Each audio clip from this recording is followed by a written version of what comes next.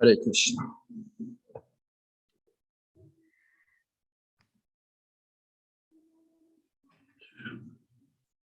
Hare Krishna.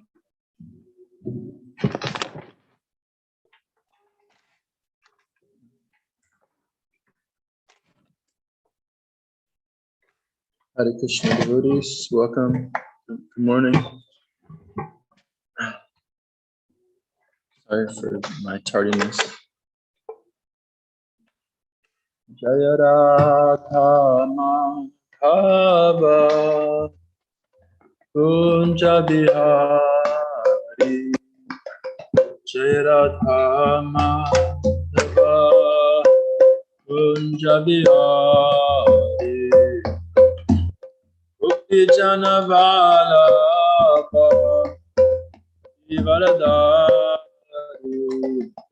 Gopi Jana Vallabha Girivaradari Yasodanandana Raja Janarandana Yasodanandana Raja Janarandana Yamuna Tira Vanachari Natira Vanachari Jaya Radha Madhava Kunja Bihari Jaya Radha Madhava Kunja Bihari Gopi Jana Vallabha Girivaradari Gopi Jana Vallabha Girivaradari Yasodanandana Raja Janarandana Yasodanandana Raja Janarandana Yamuna Tira Vanachari Yamuna Tira Vanachari Jaya Radha Madhava Kunja Bihari Jaya Radha Madhava Kunja Bihari Hare Krishna Hare Krishna Krishna Krishna Hare Hare Hare Rama Hare Rama Rama Rama Hare Hare Hare Krishna Krishna Krishna Krishna Hare Hare Rama Hare Rama Rama Rama Hare Hare Jaya Radha Damodara Radha Damodara Radhe Radha Damodara Radha Damodara Shri Radhe Namo Bhagavate Vasudevaya Namo Bhagavate Vasudevaya Om Namo Bhagavate Vasudevaya Om Namo Bhagavate Vasudevaya Om Namo Bhagavate Vasudevaya Om Namo Bhagavate Vasudevaya.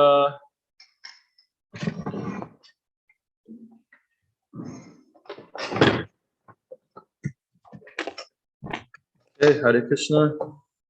Welcome. This morning we're reading from Srimad Bhagavatam, Canto 4, Chapter 27, verse number 11. Chapter entitled Attack by Chandavega on the city of Ranjana.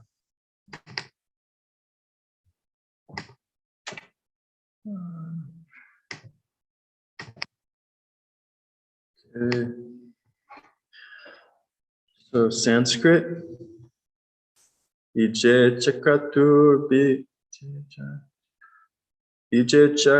Bigora Dikshita Pasumarakai Devan Pitin Puta Patin Nana Kamo Yatha Bhavan Vijecha Katubir Korai Dikshita Pasumarakai Devan Pitin Puta Patin Nana Kamo Yatha Bhavan Ije Chakatubir Korai Dikshita Pasumarakai Devan Pitin Puttapatin Nana Kamo Yatha Bhavan.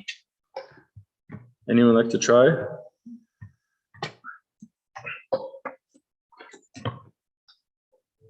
Hare Krishna, Hare Krishna.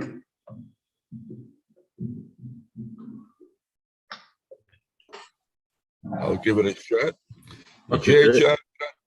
Gaurar Dikshita Pashumarakahai Devan Pitrin Bhuta Patim Nanakamo Yata Bhavan. Thank you, Tarkavu. Okay, word for word. Ej, he worshipped. Cha, also Kratubi, by sacrifices. Godai, ghastly. Dikshita, inspired. Pasumaraka, wherein poor animals are killed. Devan, the demigods. Pitrin, forefathers. Bhuta Patin, great leaders of human society. Na, various. Kama, having desires.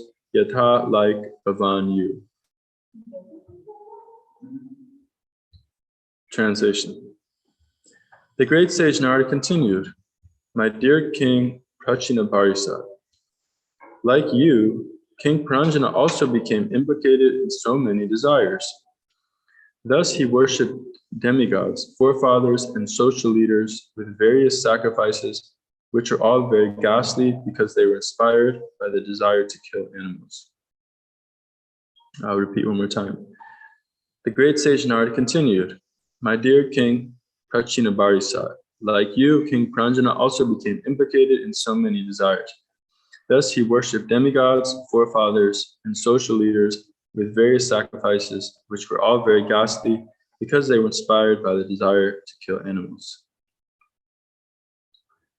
And before I go,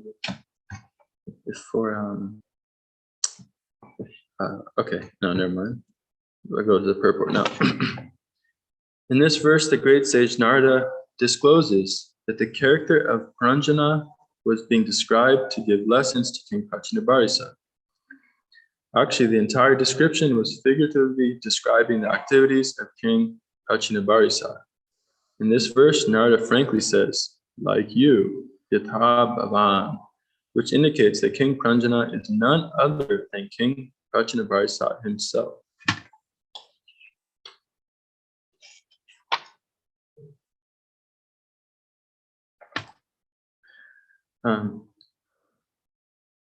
Okay, so now he's disclosing his intention. Oh, okay. Sorry, that's exactly what Prabhupada was about to say.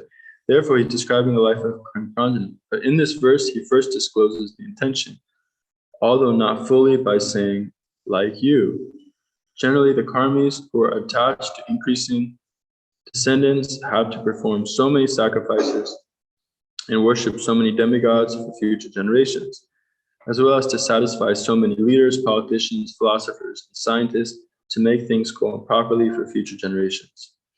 The so-called scientists are very eager to see that future generations will live very comfortably. And as such, they are trying to find different means of generating energy to drive locomotives, cars, airplanes, and so on. They are exhausting the petroleum supply. Now they're exhausting the petroleum supply. These activities are described in Bhagavad Gita 241. Yavasatmika bhutir itiha kurunandana bahusaka hinantascha buddhayo vyavasayina. Quote, those who are on the spiritual path are resolute in purpose and their aim is one. O beloved child of the Kurus, the intelligence of those who are irresolute is many-branched. End quote. Actually, those who are in knowledge of everything are determined to execute Krishna consciousness. But those who are rascals, mudas, sinners, duskritina, and the lowest of mankind, naradama, who are bereft of all intelligence, maya prahita jnana, and who take shelter of the demonic way of life, asuram bhavam ashrita, are disinterested in Krishna consciousness. As such, they become implicated and take on so many activities.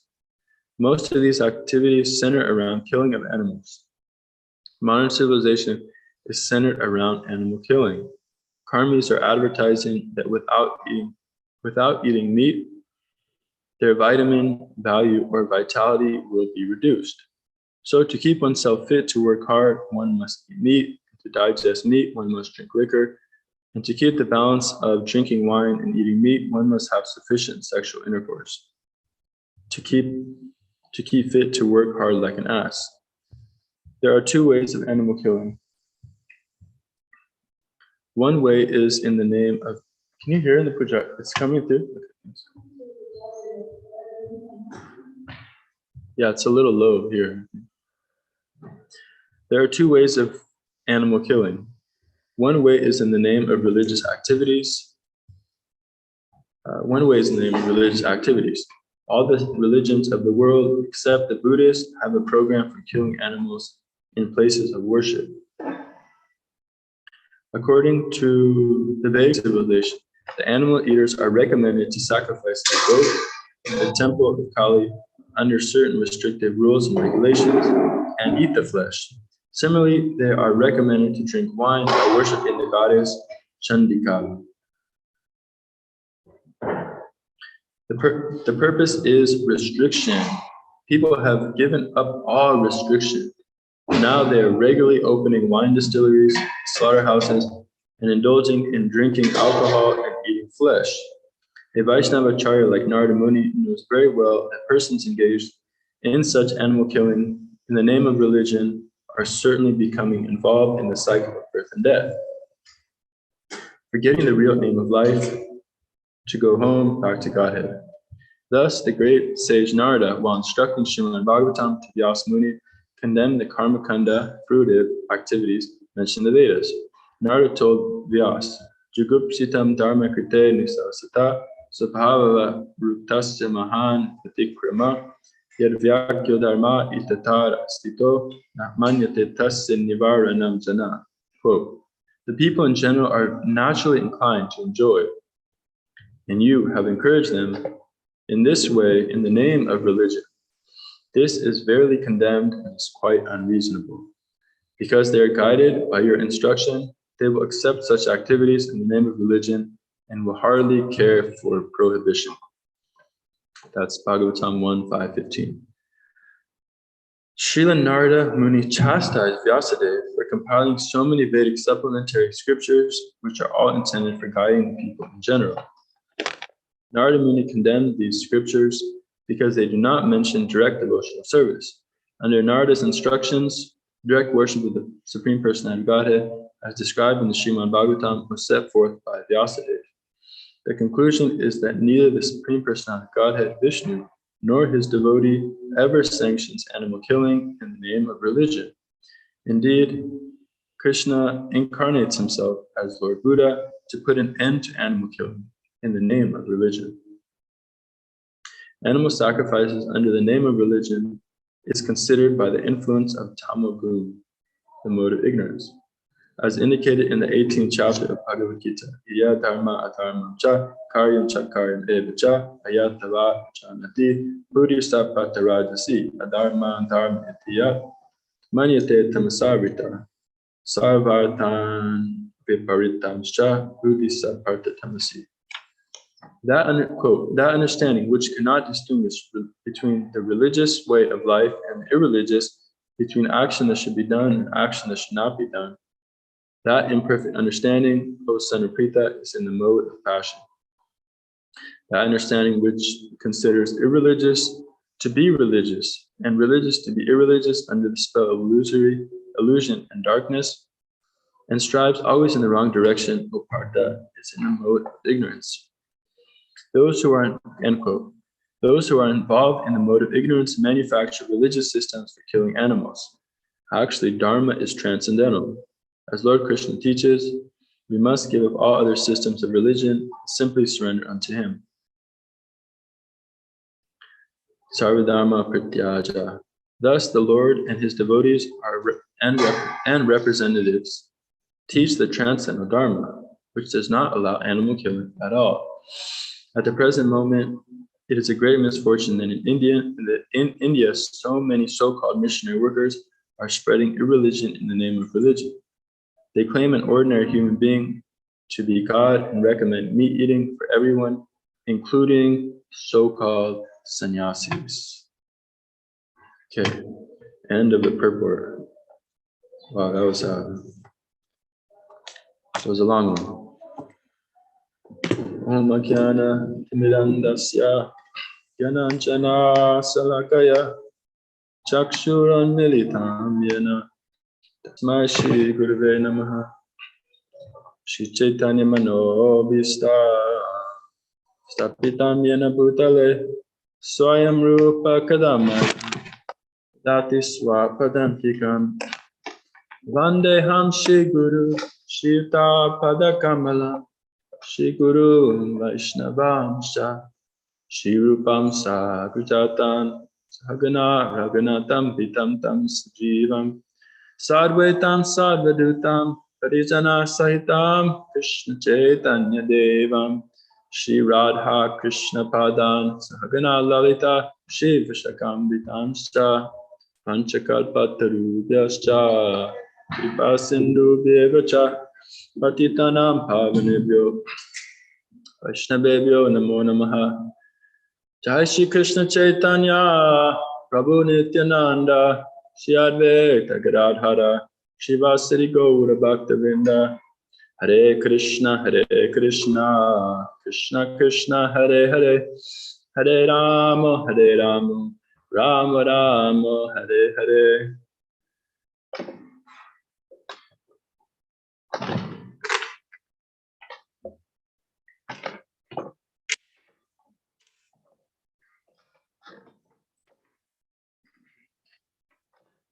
Okay, thank you again, devotees, for coming. I see more and more joining by the minute. And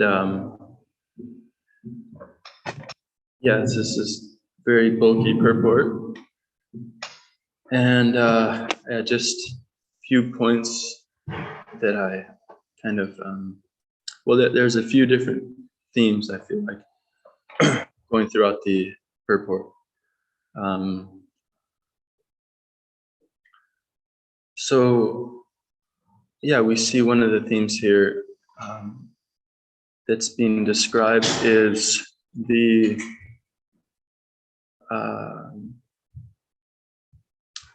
kind of how things get off track. So we know in the Bhagavad Gita it's said that along with the creation, then Krishna created the great sages, and then he also gave the Vedic literature, by following which people can become happy. And so there you go. Krishna gives the Vedic instructions, and like I like to tell people on book distribution, here's a Bhagavad Gita. It's like a guidebook for how to be human in the universe. And sometimes then I ask them, haven't you ever wondered why there's no guidebook in this universe? You know, we're kind of just, it's a little messed up, right? We're just left to figure it out by ourselves. And they're like, yeah. So that's what the Vedic instructions are. It's a guidebook. So like, if you have a fan and you have to assemble it, well, maybe a fan's pretty easy. If you have the rototiller that we just bought, and you, it's good to have an instruction manual. So the blade doesn't just kind of like fly out and start taking out all the bitter melon. So similarly, in this material universe, we also have a guidebook which is the Vedic instructions that Krishna gives. And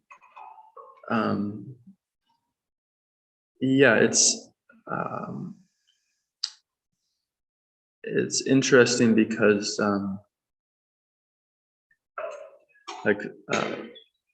John or Jay, I guess John Jay, I think here's Jay now. Yeah, Dr. John was asking me the other day when we were in the garden. He was saying, how did they figure out that this cow dung is actually a good fertilizer? And then I said, well, they did something that no one would ever think to do, and that's consult the ancient scriptures that people have been following for thousands and thousands of years. So there it is. That the Vedic scriptures, they say these kind of things. Okay, cow dung is antiseptic. It even works as fertilizer and so many things like that. So the thing is, nowadays people are kind of they're trying to figure things out by themselves. So through different scientific processes and this and that, they're trying to write the manual. They're trying to write the manual for how to live in this world. But we can see that, first of all, things are just changing like anything. Like at one point, they thought your whole personality could be told by the shape of your cranium, the shape of your head. If you had certain lumps here, some people would actually study this. Oh, this guy has a lump, in the middle of his forehead. That means he's going to be like this or that. But then what happens, and these things just get refuted a few years later.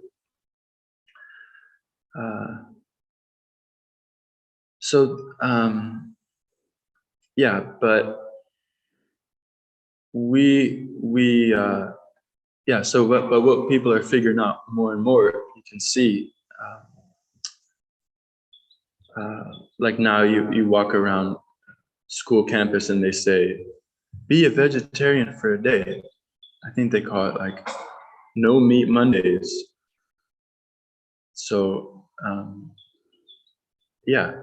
because now they're finding, oh, okay, well, maybe it is good to be vegetarian. Well, the Vedas have been saying that since time immemorial. It's good to be vegetarian. And so like that, gradually they'll kind of come to these realizations. But as Yesterday Prabhu was saying yesterday, we're so fortunate because we already have it all. It's already there, chalked out for us. So the great anxiety that comes with trying to figure things out, then we already have it.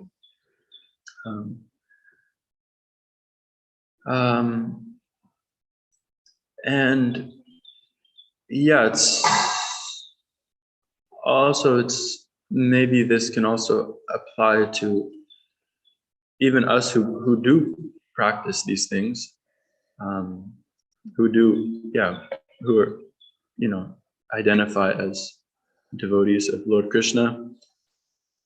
Even for us, we can sometimes also want to figure it out on our own, instead of kind of just taking the Vedic perspective and having faith in that.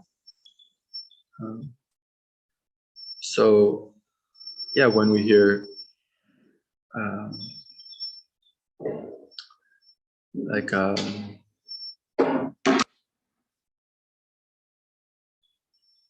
there's just certain.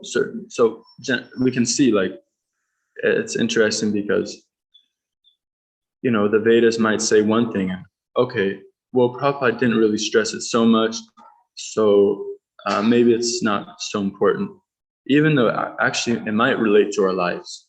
But okay, the Vedas say this, but it's a little jarring, it's a little intimidating. Maybe I shouldn't follow it. But then what happens? Then when we open up our iPhone and we get a news feed, oh, scientists discover that this and this happened, that this and this is proven to be effective for whatever, making your teeth whiter. Oh, then, okay, the scientist said it, must be true. Now I'll start following it. So we can see,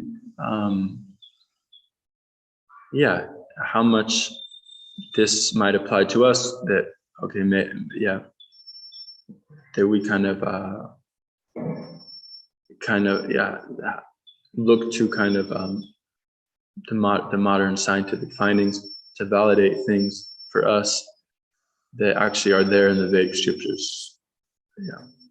Okay, so that's one point, and we can see how this then leads to. Prabhupada mentions this verse, Vyavasatmika buddhi ekeka kurunandana, that those who are not resolute in purpose, then their intelligence is just many branched, bahu saka. By people kind of getting out of tune with the Vedic teachings, the Vedic instructions, then because everyone's just left to speculate, then okay, now let's just all do whatever kind of we think is the best thing at the moment for ourselves, for society, whatever.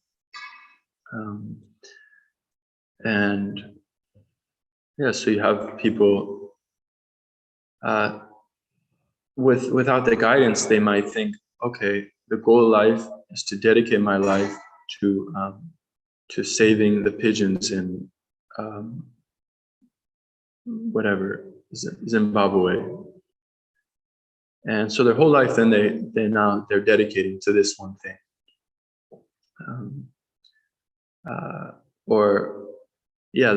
Let me just, and even maybe a better thing, let me dedicate my life to, making people vegetarian, getting people to be free from eating meat. Someone might dedicate their whole life to that. Someone might dedicate their life, I want to be a DARE officer. So I want to go to people's 5th grade classroom, give them a cool shirt, teach them how bad drugs are, that's what I want to dedicate my life to. But we can see that this is like the many branched intelligence. Then you think, okay, this is the best thing. No, this is the best thing. And these things also, they might change. One day you might be a DARE officer. The next day you might, you find out the glories of taking magic mushrooms, and now you're going to like music festivals and selling magic mushrooms, when a year before you were a DARE officer. So we can see that, like Yasadeva Prabhu was saying, it's just we're just so lucky we have the guidance, so we don't have to just speculate here and there, magic mushrooms, DARE officer, whatever, saving Zimbabwean pigeons, like that. Not required. And we can see that the glories of Krishna consciousness are that it's as it said in Nectar Devotion, it's all auspicious, meaning it's beneficial for everyone, and by doing it, all these other things are taken care of, like the examples given. If you have $1,000, then all your $10 problems are automatically solved.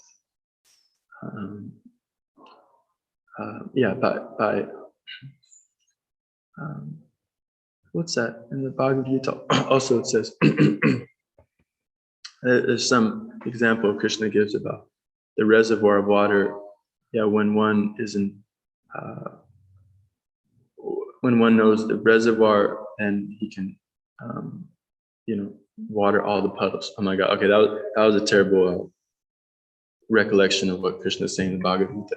But he's saying that pretty much, Krishna is the reservoir. And just like a well is there and can feed so many other little ponds and stuff. Similarly, the knowledge of Krishna is there, and then everything else is just subsidiary, because everything else is taken care of by getting in touch with this. That's why Prabhupada would say, he would say, yeah, they're spending so much money trying to get people free from doing drugs. You know, the government is using so much effort, but now look, people are coming, being devotees, and then giving up these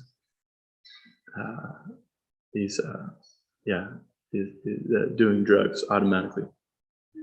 So I remember one time our Sankirtan leader, somehow he like calculated that by distributing books, we were actually saving the government so many millions of dollars every year, because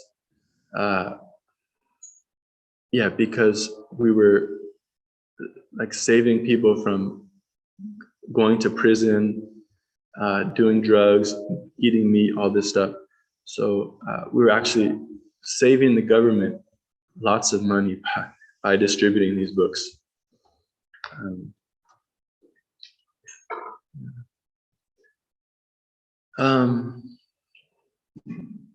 So yeah, it's wonderful. It's wonderful. It's wonderful. We should give this knowledge to everyone, and then they can at least have the blueprint on how to make their life perfect.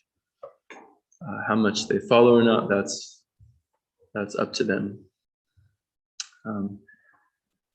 And speaking of as much as they follow, that's up to them. It's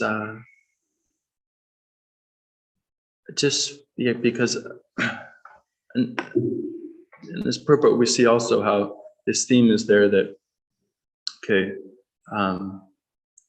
that Krishna gives the Vedas, wants us to follow them, and you don't follow them, and now whereas your ancestors might have offered meat to Kali in order to eat them, or offered wine to Chandika, the goddess Chandika, to drink wine.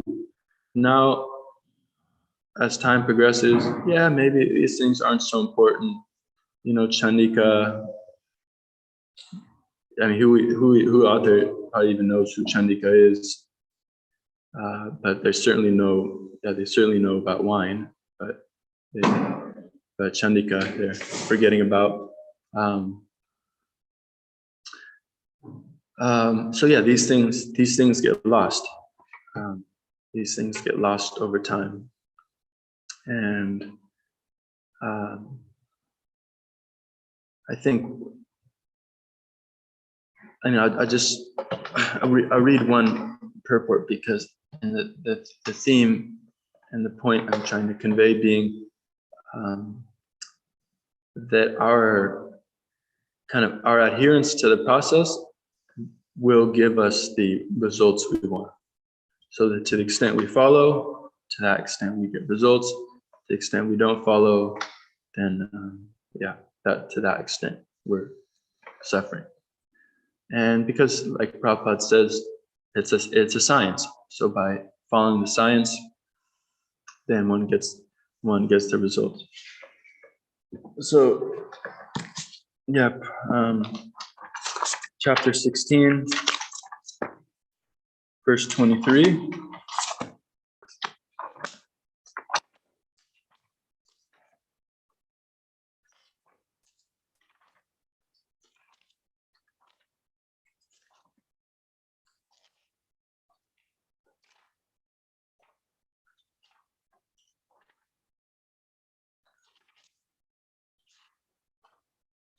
Okay. So chapter 16, verse 23. So the verse is, he who discards scriptural injunctions and acts according to his own whims attains neither perfection nor happiness nor the supreme destination. And I just want to pick out a few things from the purport.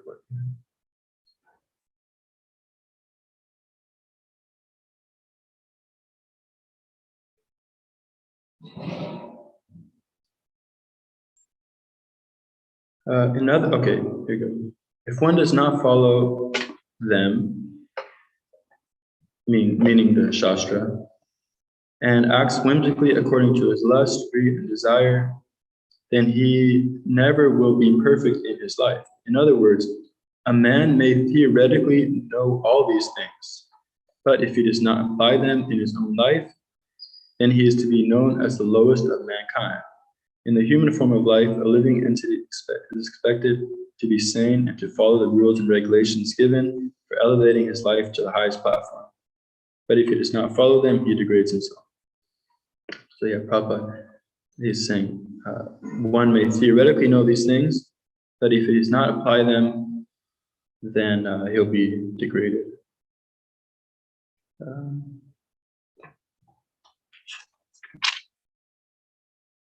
Yeah. So that's really it. You know, it's like I heard my Guru Maharaj say that the doctor gives the orders, the spiritual master gives the orders, and how good a patients do we want to be? That's really what it comes down to. What success do we want? And that's to that extent, then we'll follow. And to the extent we don't want success, then we won't follow. So that's really what it's all about, because that's the thing about the sadhana stage, is being a sadhana bhakti. Being in the sadhana bhakti stage means, as Prabhupada said, doing things because I told you to do them. And so one is not on that kind of perfected stage where these things are all natural. So it very much depends on us following these rules and regulations.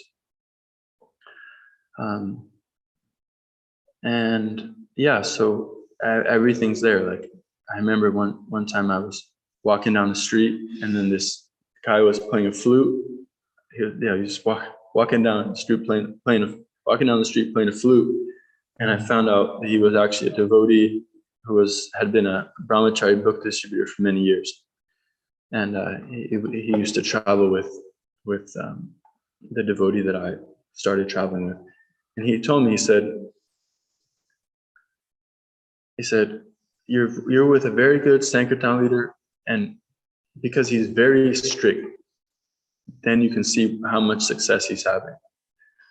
And he said, you just have to follow exactly what's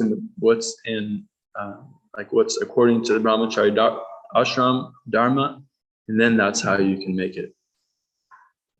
So I think he was speaking from personal example, because anyway, he was still a devotee and all, joyfully playing his flute down the street.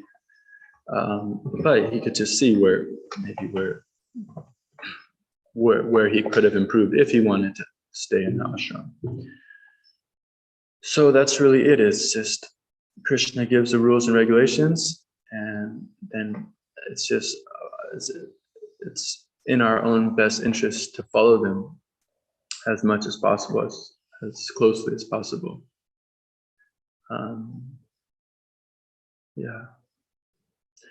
Hare Krishna. Okay, so I'll stop there. If anyone has any questions or comments, they can do so now. Corrections, challenges.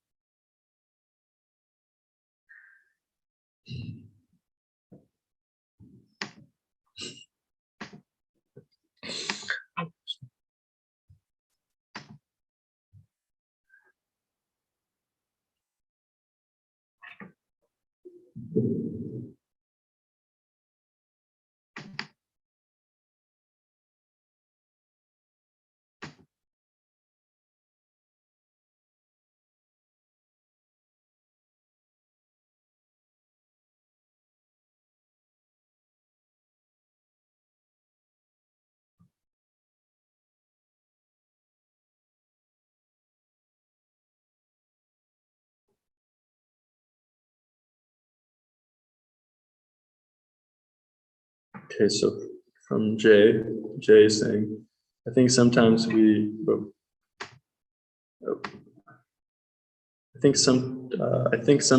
overcomplicate things. Like you said, tendency to speculate only hurts us. Yeah. Prabhupada said, simple for the simple, complicated for the complicated. So yeah, if we kind of are able to simply follow, then we can get, then things can become easier.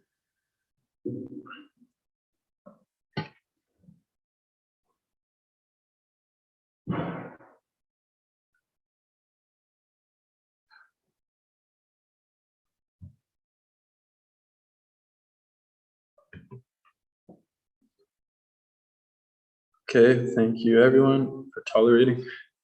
Hare Krishna. And yes, His Holiness Devamrita Swami will arrive today around noontime. So if anyone is available to greet him, I think there's also a program for His Holiness Bhakti Tirtha Maharaj.